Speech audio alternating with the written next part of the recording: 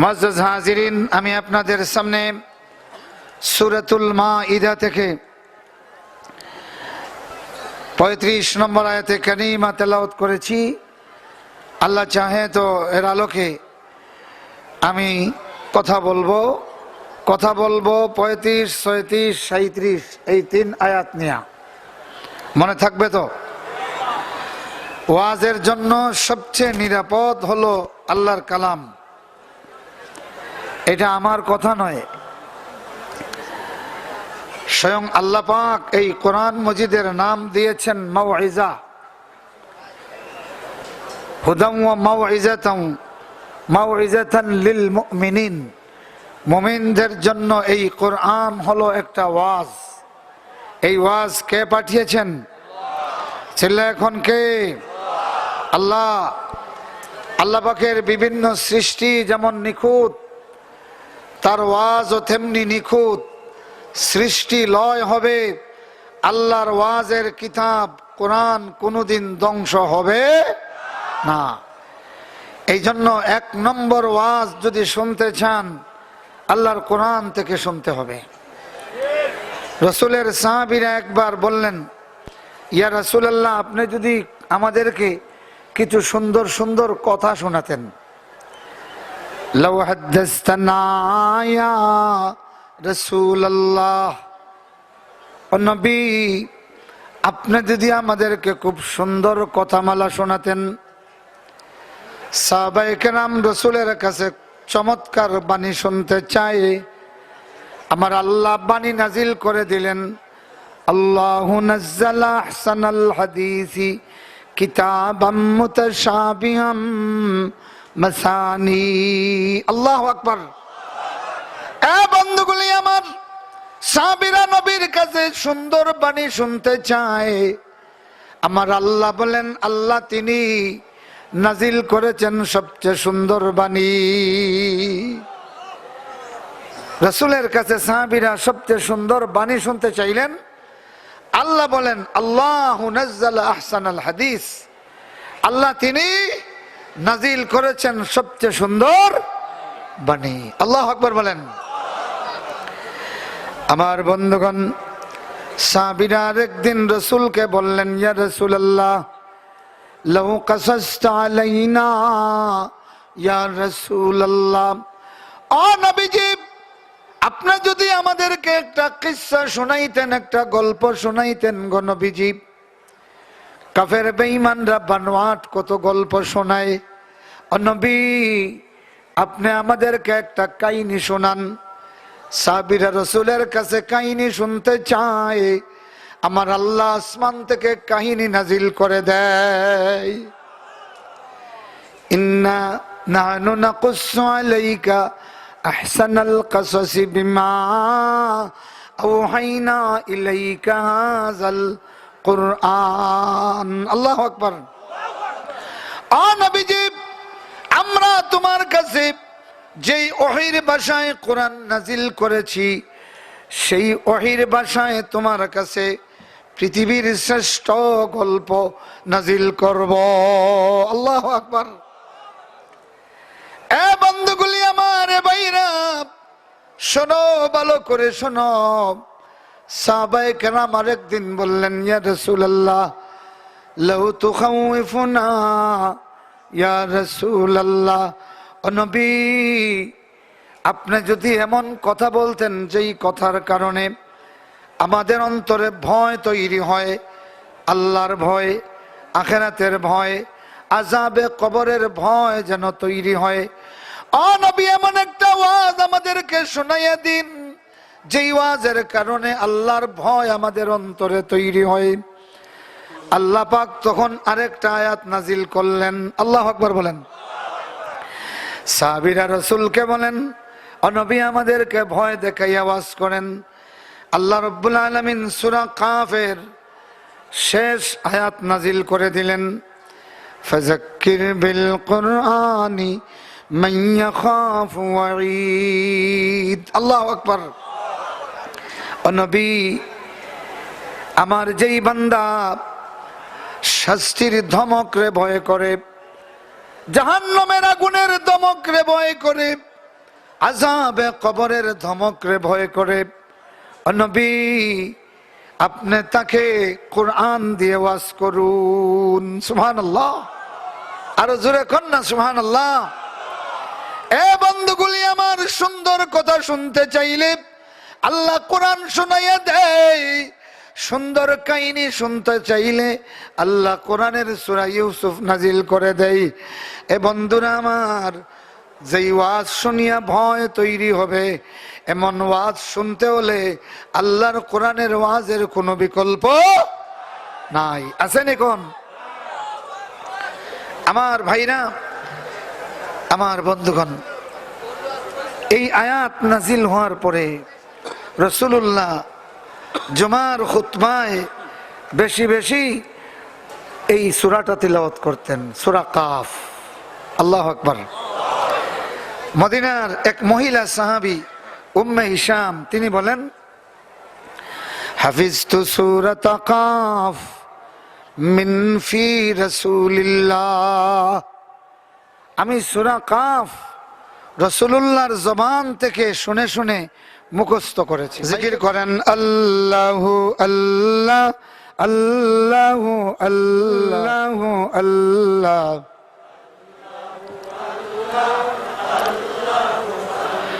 লা ইলাহা ইল্লাল্লাহু মুহাম্মাদুর রাসূলুল্লাহ। আমার ভাইরা, তো আল্লাহ রসুলের একজন মহিলা সাহাবীর কথা বলছিলাম, মনে আছে আপনাদের? উম্মে হিশাম, তিনি বলেন, হাফিজতু সূরাত কাফ মিন ফি রাসূলিল্লাহি সাল্লাল্লাহু আলাইহি ওয়াসাল্লাম, আমি সূরা কাফ রাসূলুল্লাহর জবান থেকে শুনে শুনে মুখস্থ করেছি। কানা ইয়াখতুবু বিহা কুল্লা জুমআতিন,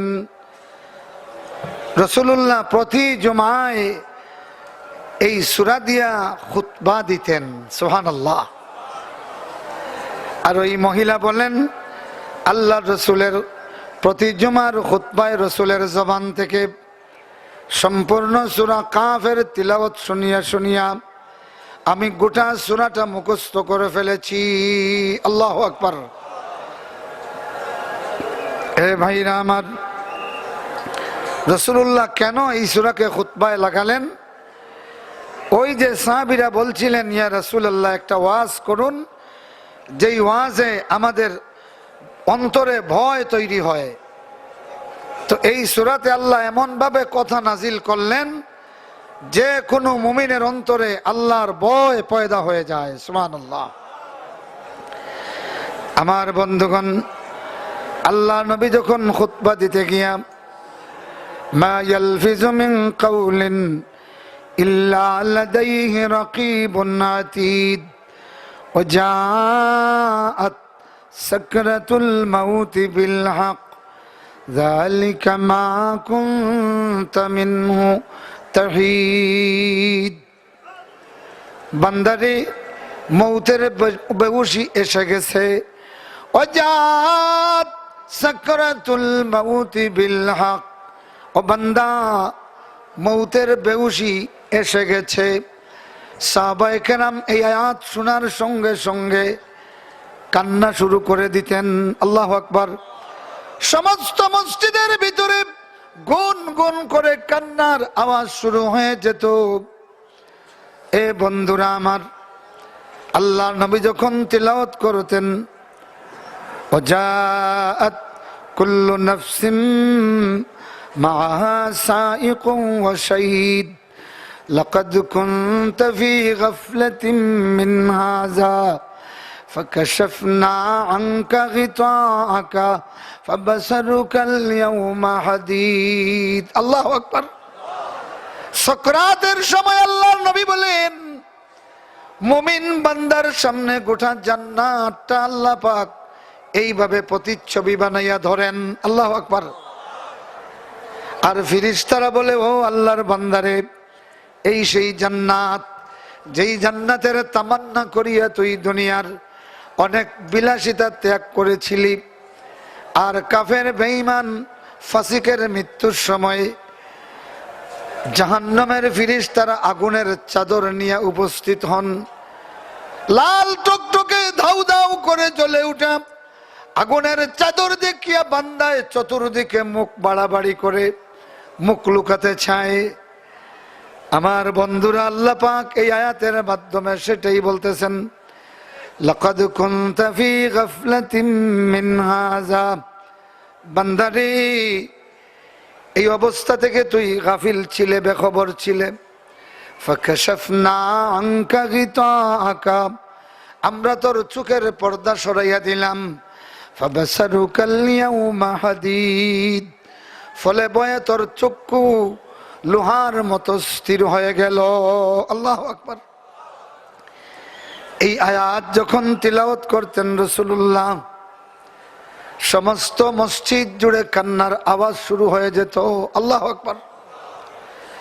এ বন্ধুগুলি আমার, আল্লাহর নবী যখন তিলাওয়াত করতেন, ইয়াউমা নাকুলু লিজাহান্নামা হাল ইমতালাতি ওয়া তাকুলু হাল মিন মাজিদ, আমরা সেই দিন জাহান্নামকে বলবো তোর পেট ভরছেনি, আর অতিরিক্ত কিছু লাগেনি। ওয়া তাকুলু হাল মিন মাজিদ, জাহান্নাম বলবে আল্লাহ আর পাপিষ্ঠ আসেনি, থাকলে দেও, এখনো আমার পেট ভরে নাই। আল্লাহু আকবার। এ বন্ধুগুলি আমার, জাহান্নামের আয়াত শুনিয়া রাসূলুল্লাহর মসজিদে চিৎকার দিয়া কান্নার আওয়াজ পাওয়া যাইত। আল্লাহু আকবার বলেন। আর আমাদের দেশে কিছু ওয়াইজ আছে, এরা মঞ্চে বসিয়া শুধু তামসা করে। কথা কোন ঠিক কিনা? এ ভাইরা আমার, ওয়াজের মাহফিল এটা এমনিতে হয় নাই। শোনো রে, এই ওয়াজের মাহফিল বাংলাদেশে যেই দিন থেকে শুরু হয়েছে, সেই দিন থেকে উলামায়ে কেরামের মজলিসে বসিয়া এই বাংলার মানুষ কান্না শিখেছে। কথা কোন ঠিক কিনা? আজ ওয়াজের মাহফিলকে দস্তুর মতো বাউল সঙ্গীতের আড্ডা বানিয়ে ফেলা হয়েছে। আমার বন্ধুরা, কিছু কিছু ভ্রান্ত দরবার শরীফের নামে উরুসকে ইসলাম হিসাবে মানুষের সামনে পেশ করা হচ্ছে। কথা কোন ঠিক কিনা? হক্কানি উলামায়ে কেরাম দরবার প্রতিষ্ঠা করে মানুষকে আল্লাহর কোরআন এবং নবীর সুন্নতের দিকে ডেকেছেন। কথা কোন ঠিক কিনা? আপনারা বলেন, ৮৬ বৎসরের ভিতরে এই দরবারের কোন পীর মুরিদদেরকে নিয়ে নাচানাচি করতে দেখেছেন? কথা কোন দেখেছেন? এখন এমন বাউল সঙ্গীত বাইর হইছে যাদেরকে ওয়াজে দাওয়াত দেওয়া হয়। ওয়াজের মজলিসে বসিয়া সিনেমার গান, নাটকের গান, মমতাজের গান, হিন্দি বাংলা গান নকল করে। কথা কোন ঠিক কিনা? আর এইটারে কয় নাকি আল্লাহর জিকির। আল্লাহর জিকির তো হবে যেই গানে আল্লাহর কথা আছে। কথা কোন ঠিক কিনা? যেই গানে তার বন্ড পীরের কথা আছে, এটা কি আল্লাহর জিকির? কথা কোন এইটা আল্লাহর জিকির? আমার বন্ধুরা, আল্লাহর জিকিরের মধ্যে কোনো খুঁত নাই, কিন্তু আমার নামে যতই আপনি প্রশংসা করুন, খুঁত আছে কি নাই? আইব আছে কি নাই? কথা কোন আছে কি নাই? আছে। এই জন্য জিকিরের জন্য আল্লাহ তার ৯৯টি নাম বান্দার কাছে পেশ করেছেন। সুবহানাল্লাহ পড়েন। কতটি নাম? এবং আল্লাহ বলতেছেন, ওয়ালাহুল আসমাউল হুসনা ফাদউহু বিহা, আল্লাহর আছে সুন্দর সুন্দর নাম, বান্দারে সেই নাম নিয়ে তুমি তারে ডাকো। সুবহানাল্লাহ। আল্লাহর নাম নিয়ে কেন ডাকবেন? এই জন্য ডাকবেন, আল্লাহর নামের মধ্যে বরকত আছে। কি আছে? যেরকম কি আছে? বরকত আছে। আমরা পৃথিবীতে খুব ভালো ভালো খাবার রান্না করি, কিন্তু একই খাবার কিছুক্ষণ খাওয়ার পরে প্রথমে আমরা নিজে নেই, এরপরে কেউ দিতে চাইলে কই না আর দিও না। কথা কোন ঠিক না? প্রথমে যখন দেয় কেউ না করে, তখন মনে মনে কই যে যা পারস দে, ঠিক না? এরপরে যখন রিজার্ভ একেবারে ফুলফিল হয়ে যায়, একেবারে গুদাম যখন স্টোর ফুল হয়ে যায়, তখন দিতে চাইলে আমরা কি করি? এইরকম হাত দিয়ে কই না আর দিয়েন না। কেউ কই প্লেট সরাইয়ে নে, কই না আর দিয়েন না। কথা কোন ঠিক কিনা? আমাদের তৈরি নিজেদের মজাদার খাবার একটা সময় আসলে পরে ভাইরা আমার অরুচি হয়ে যায়, ভালো খাবার, এরপরেও বলে না আর পারবো না। এ বন্ধুগুলি আমার, এ ভাইরা, আপন জননী, এত দয়ার মা জননী, সন্তান একবার মা বলে ডাকলে মায়ে কয়ে কি রে বাবু, আবার ডাক দেয় কয়ে কি বাবা, আবার ডাকে মা বলে মা কয়ে কি হইছে, আবার যখন ডাক দেয় মা বিরক্ত হইয়া কয়ে কি হইছে কস না কেন, খালি মা মা করস কেন, ঠিক না? কিন্তু ভাইরা আমার, আল্লাহর নামের মধ্যে তো বেশি বারাকা। বান্দা একবার আল্লাহ বলে ডাক দেই, আমার আল্লাহ 10 মর্তবা রহমতের নজর দিয়া বান্দার দিকে তাকায়। আরেকবার আল্লাহ বলে ডাক দেই, আমার আল্লাহ 20 মর্তবা রহমতের নজর দিয়ে তাকায়। আল্লাহু আকবার। তৃতীয়বার আল্লাহ বলে ডাক দেই, আমার আল্লাহ তার রহমতের নজর দিয়া 40 মর্তবা তাকায়।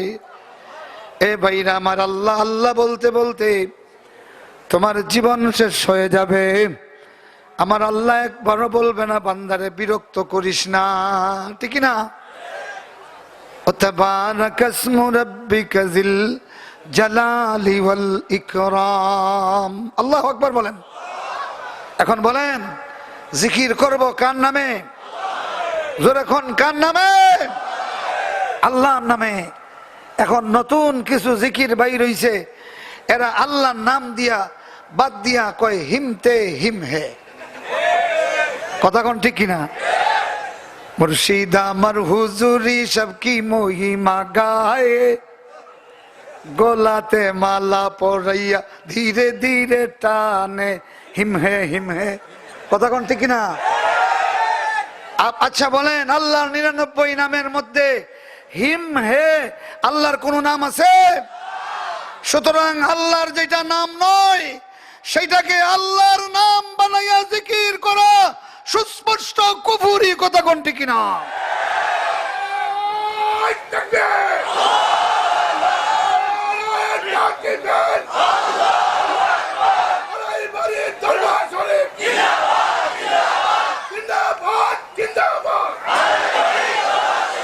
আমার বন্ধুরা, আমার ভাইরা, এই দরবার শরীফের সঙ্গে গোলাম কবির সাইদি সাহেবের সঙ্গে আমার 2 বৎসর ধরে পরিচিতি। আমি তাকে মাথা থেকে পা পর্যন্ত সার্চ করে দেখলাম, আসলেই আল্লাহর বান্দার মধ্যে উম্মতকে পরিচালনা করার মতো তাওয়াদুলিল্লাহ আছে, আল্লাহর কাছে বিনয় আছে। কেন? এখান থেকে আল্লাহর নাম বিকৃতির জিকির শেখানো হয় নাই। কথা কোন ঠিক না? শুনে রাখো বন্ধুরা, যুবকরা, তরুণরা, তোমরা বেশি আনন্দ ফুর্তিতে ভালোবাসো। আল্লাহর যেটা নাম নয় সেই নাম ধরে যদি আল্লাহকে ডাকা হয় আর এইটাকে যদি জিকির বলা হয়, তওবা না করা পর্যন্ত তাকে ঈমানদার বলা যাবে কেন? এটা আমার কথা নয়। কাফেররা, কুরাইশরা, তাদের একটা মূর্তির নাম ছিল লাত। আপনারা ইবনু কাসির, ইবনে জরির তবরি, তফসিরে বগবী বাইর করে দেখবেন, ওনারা লিখেছেন লাত শব্দটা আল্লাহ নামকে বিকৃত করে লাত নাম দিয়েছে, দিয়া আল্লাহর সহযোগী বানাইছে। নাউজুবিল্লাহ পড়েন। কিভাবে? আল্লাহ শব্দের প্রথমে একটা আলিফ আছে না? এইটারে বাদ দিছে। এটারে কি করছে? বাদ দিছে। পরে রয়েছে 2টা লাম আর হা। একটা লাম রে বাদ দিয়া আরেকটা লামের শেষে লাগাইছে লা। তাইলে আল্লাহ হয়ে গেছে কি? শুধু লা। শুধু কি? লা। আর হা রে বাদ দিয়া লাগাইছে তা, হয়ে গেছে লাত। হয়ে গেছে কি? এখন বলেন, বাইতুল্লাহর সামনে আল্লাহর নামকে বিকৃত করে লাত বানাইয়া যারা লাতের অর্চনা করেছে, তসবিহ পড়েছে, তারা বেহেশতি না দুজকি? এখন আপনারা বলেন, আল্লাহর নাম রে যারা হিম হে বানাইছে, কি বানাইছে? যখন কি বানাইছে? হিম হে বানাইছে। আপনারা বলেন, যারা লাত বানাইছে আল্লাহর নামকে, আর যারা আল্লাহর নামকে হিম হে বানাইছে, এই দুই গুণের মধ্যে কোনো পার্থক্য আছে? পার্থক্য শুধু হলো এদের মাথায় পাগড়ি ছিল না, এদের মাথায় পাগড়ি আছে। কথা কোন ঠিক কিনা? এদের মাথার পাগড়িতে ইয়া আলী লেখা ছিল না, এদের মাথার পাগড়িতে ইয়া আলী লেখা আছে। এটা শিয়াদের না, একটু দেন, গরম গরম দেন। এটা হলো শিয়াদের শেয়ার, শিয়াদের নমুনা। নাউজুবিল্লাহ পড়েন। আমার বন্ধুগণ, আমার ভাইরা, এই জন্য বলবো, এখান থেকে সহি তালিম দেওয়া হয়। আপনারা আল্লাহর নামের জিকির, তসবিহাত সুন্নাহ মোতাবিক করবেন। রাসূলুল্লাহ বলতেছেন, আল্লাহর কাছে সবচেয়ে প্রিয় হলো 4টা বাক্য।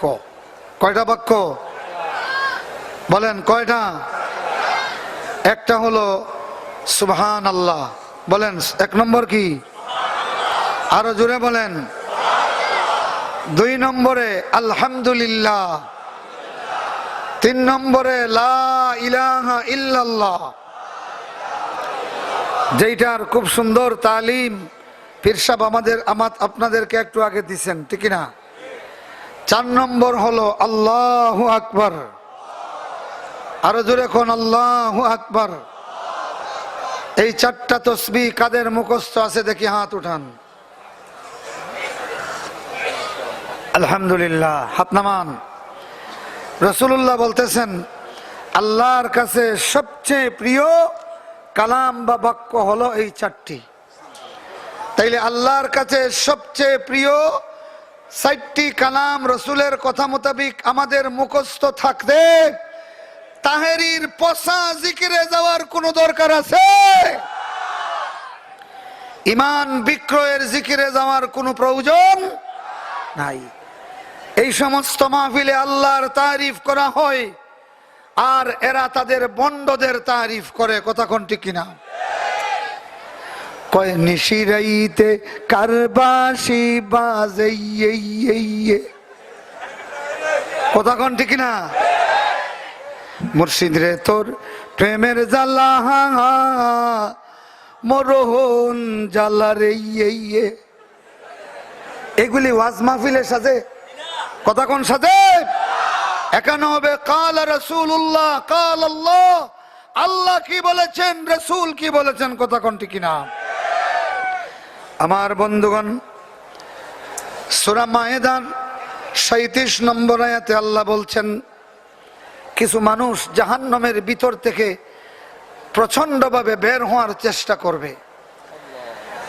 তাইলে বোঝা গেল জাহান্নামে ঢুকে গেছে। কোথায় ঢুকে গেছে? বলেন ভাইরা আমার, তোমার পাশের বাড়িতে যদি আগুন লেগে যায়, তোমার দুশ্মন হইলেও কেউ ভুল করবে নি পানি নিয়ে দৌড়াইয়া যাইতে। যাবে কি যাবে না? দুষ্ট দুশ্মন সবাই পানি নিয়ে দৌড়াইয়া যাবে। বাড়ির কাছেই কবর যদি আগুন লেগে যায়, আপন সন্তানেও টের পাবে না। আমার ভাইরা, আল্লাহ বলেন, ইউরিদুনা আন ইয়াখরুজু মিনান নার ওয়া মা হুম বিখারিজিম মিনহা। এরা চাইবে আগুন থেকে বের হয়ে যেতে, মানে জাহান্নামের আগুন। নাউজুবিল্লাহ পড়েন। আল্লাহ বলেন, এরা চাইবে জাহান্নামের আগুন থেকে বের হয়ে যেতে। কেমন আগুন? জাহান্নামের আগুনটা কেমন আগুন শোনো। আল্লাহ বলেন, ইন্না আতাদনা লিজ-জালিমিনা নারান আহাতা বিহিম সুরাদিকুহা। আমরা জালেমদের জন্য এমন একটা আগুন নির্ধারণ করে রেখেছি, যে আগুনের দেওয়াল তাদেরকে চতুর্দিক থেকে বেষ্টন করে রাখবে। وقال النبي صلى الله عليه وسلم سرادق النار জিদারুহা, আগুনের সুরাদিক যেটা তাদেরকে বেষ্টন করে রাখবে, আল্লাহ নবী বলেন এইটা আগুনের দেওয়াল। আল্লাহু আকবার। এ বন্ধুগুলি আমার, আল্লাহ নবী বলেন একটা জাহান্নামীর চতুর্দিক থেকে আগুনের দেওয়াল বেষ্টন করে রাখবে। প্রশ্ন করবেন সেখানে আগুনের দেওয়াল কেন হবে?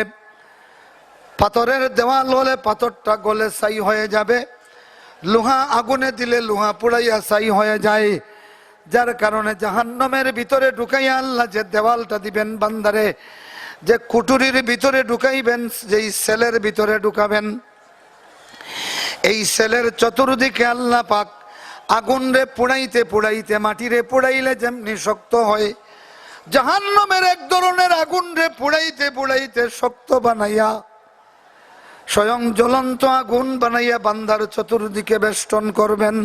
আল্লাহু আকবার। আল্লাহ নবী বলেন এই দেওয়ালটা পুরু হবে কতটুকু? মাসিরাতু 40 সানা, 40 বৎসরের রাস্তার সমান চ্যাপ্টা হবে। আল্লাহু আকবার। বলেন তো এই দেওয়াল টপকাইয়া, এই দেওয়াল বেদ করিয়া ভাঙ্গিয়া জাহান্নামী বের হতে পারবে নি? কথা কোন পারবে? পারবে না ভাই, পারবে না। এই জন্য আল্লাহ বলেন ওমা হুম বিখারিজিনা মিনহা, সেই আগুন থেকে তারা কখনো বের হতে পারবে। ওমা হুম বিখারিজিনা মিনহা, এরা আগুন থেকে বের হতে সক্ষম হবে না, কিন্তু চেষ্টা করবে। কি করবে? কি করে চেষ্টা করবে?